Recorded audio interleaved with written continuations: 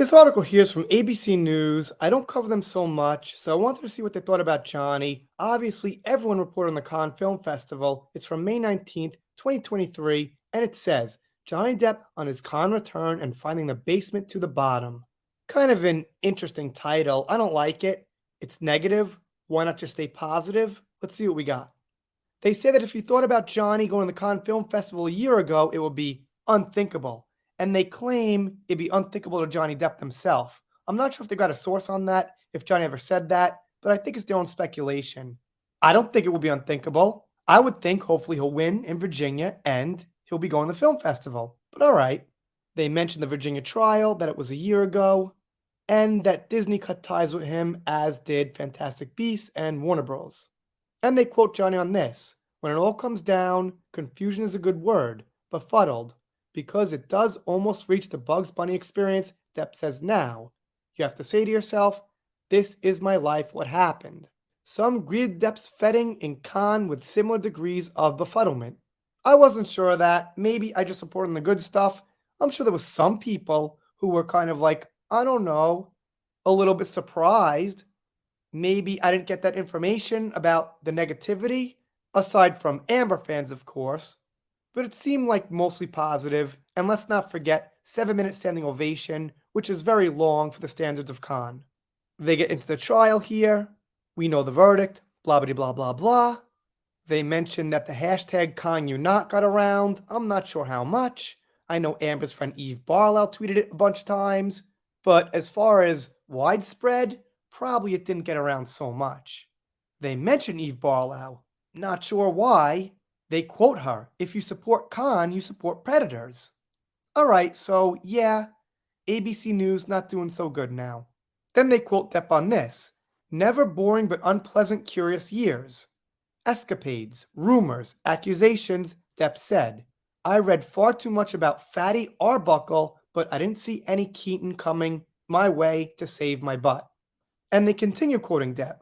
"One of the things that kept going in my head was Hunter," he continued, invoking longtime mentor Hunter S. Thompson. "I could hear his voice. Buy the ticket, take the ride. I don't think Marlon would have survived," Depp said, referencing Brando.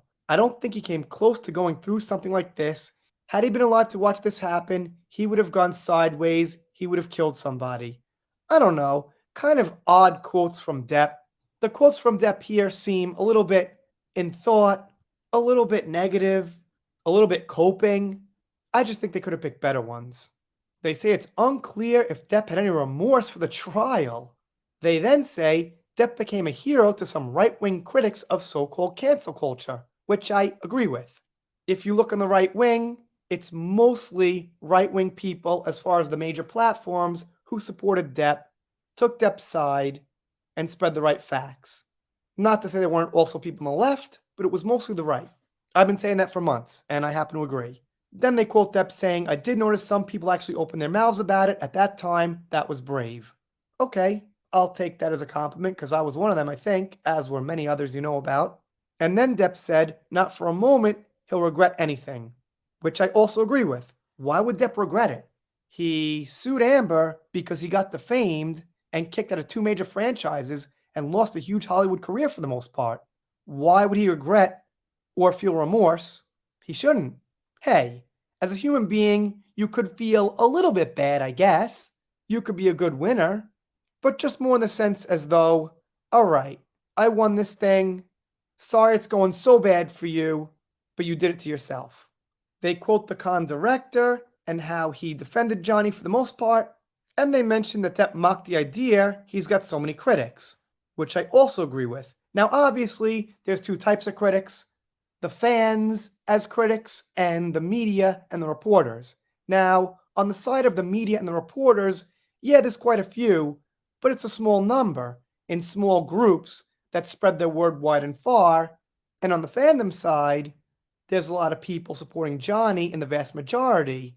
And what Johnny's talking about is the Amber side on the fans, not the platforms, is pretty small.